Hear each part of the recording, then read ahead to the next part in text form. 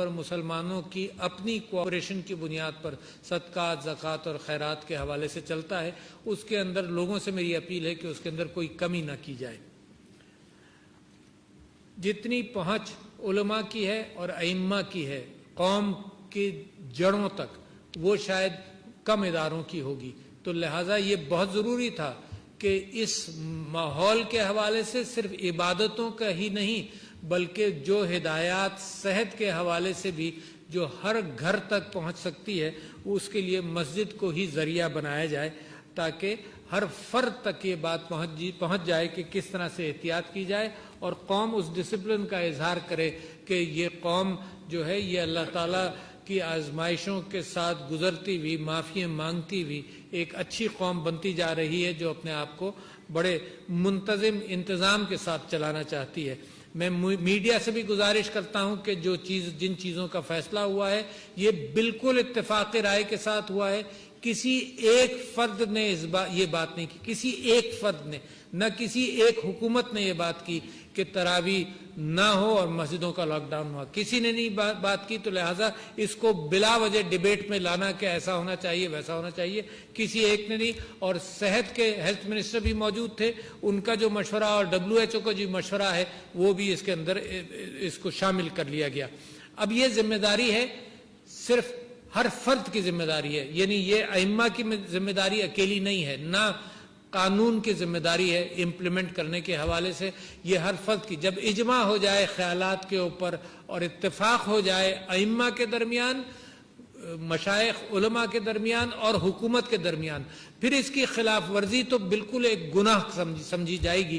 تو لہٰذا اب اس بات کی ضرورت ہے کہ عوام اس پر خود پابندی کرے۔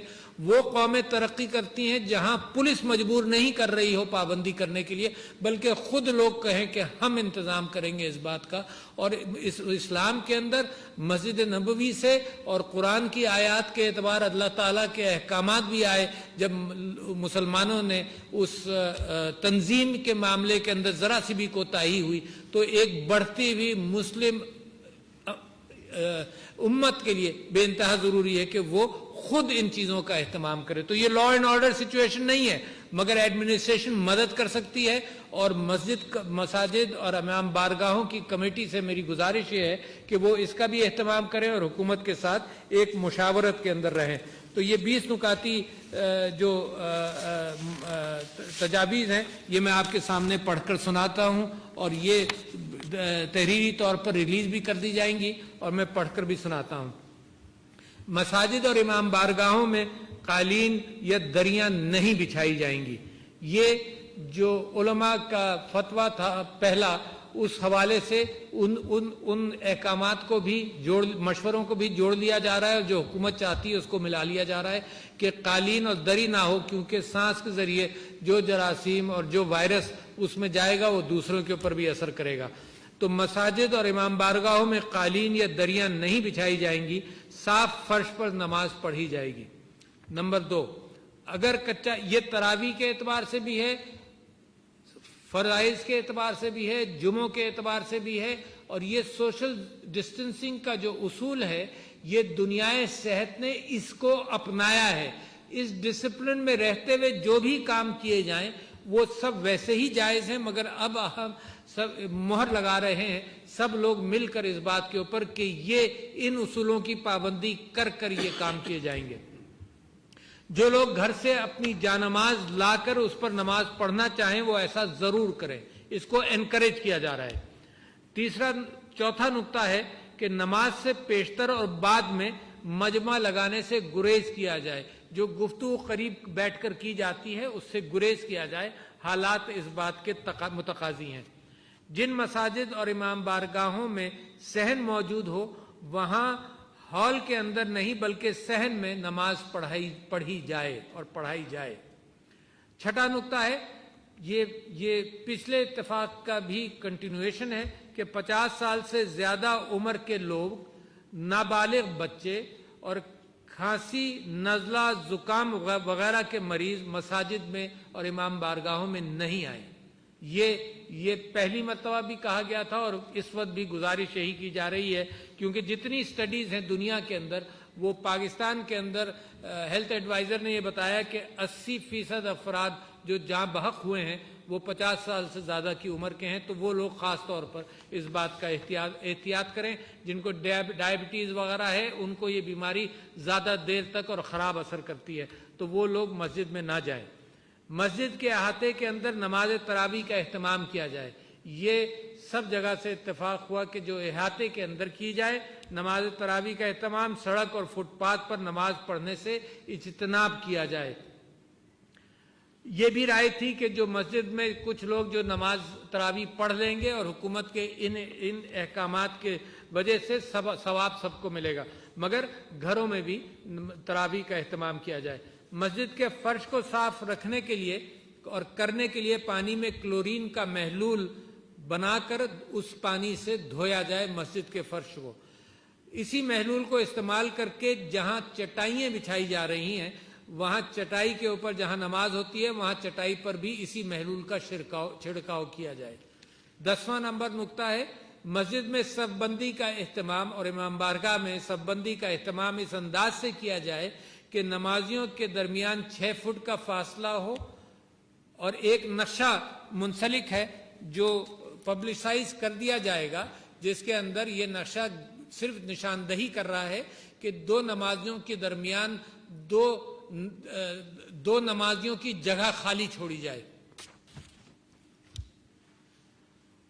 مسجد اور امام بار کی انتظامیہ کے افراد پر مشتمل ایک کمیٹی بنائی جائے جو ان احتیاطی تدابیر پر عمل یقینی بنا سکے، اور ان نشانات کو انتظامیہ ایڈمنسٹریشن یا مسجد کی انتظامیہ محلے کے لوگ اس کا اہتمام کریں تاکہ ایک دوسرے کو بھی ہدایت دینے کی بات ہو کہ اتنی دور کھڑے ہو، اپنے نشان پر کھڑے ہو۔ جیسے صف بندی کے لیے نشان لگائے جاتے ہیں ویسے ہی کھڑے ہونے کے لیے بھی کوئی نشان لگا لیا جائے۔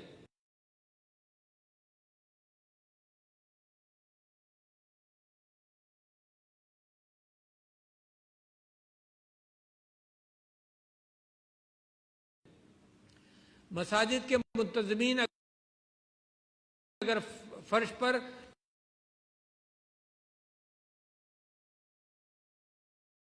کھڑے ہونے کے لیے نشان لگا لیں تو بہت اچھا ہے۔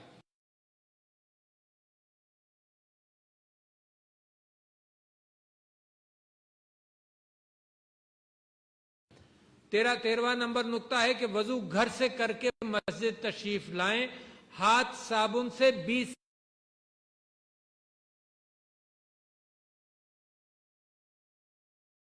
سیکنڈ ضرور دھو کر آئیں۔ یہ تو ہر اعلامیے کے اندر، ہر درخواست کے اندر صحت کے سارے جو ایکسپرٹس ہیں انہوں نے بھی اس چیز کا مشورہ مسلسل دیا ہے کہ ہاتھ دھو کر نکلیں اور ہاتھ بار بار دھوئیں۔ تو مسجد وضو کر کے آئیں تو ہاتھ دھو کر آئیں، 20 سیکنڈ صابن سے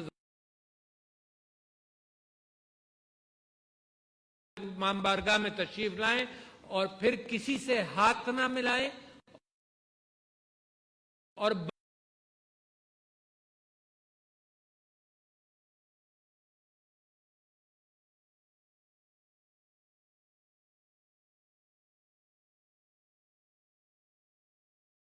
بغل گیر نہ ہو۔ بہت ضروری نکات ہیں کہ ماسک اب اتنا عام ہو گیا ہے کہ گھروں میں لوگوں نے سی لیے، تو ماسک پہن کر احتیاط کریں کہ اپنے سے کسی کو نہ لگے، دوسرے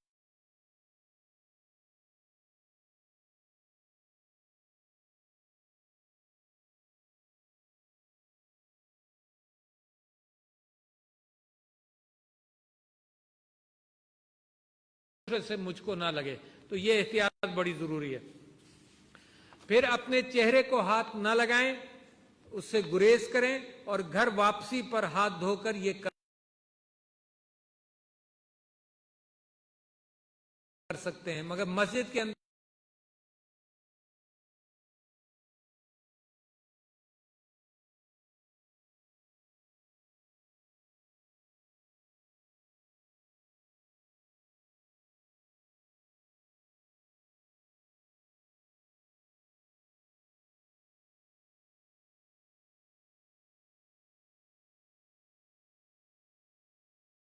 کی عبادت اپنے گھر میں ہی کی. 17واں پوائنٹ ہے مسجد میں افطار اور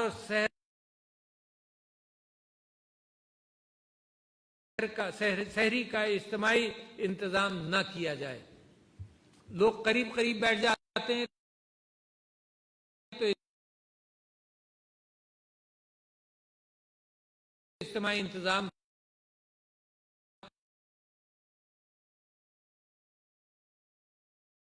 مسجد میں نہ کیا جائے. مسجد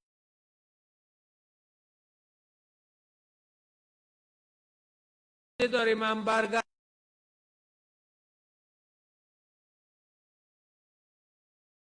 کی انتظامیہ ائمہ اور خطیب، یہ 18واں نقطہ ہے. مسجد اور امام بارگاہ کی انتظامیہ ائمہ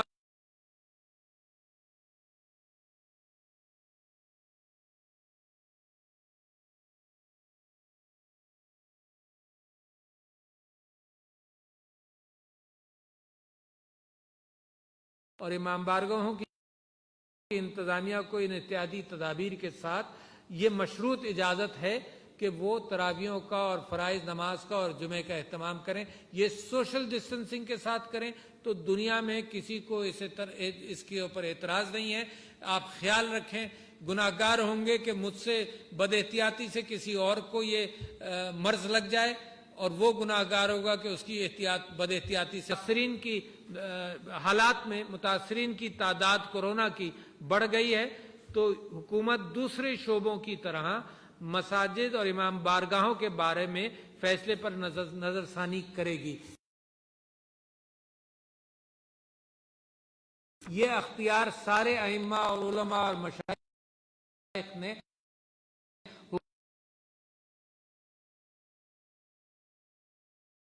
حکومت کو دیا ہے کہ اگر آپ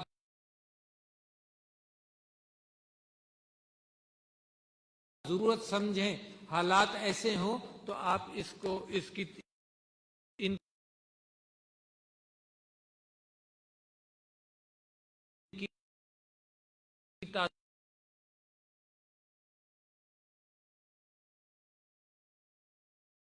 تعداد کو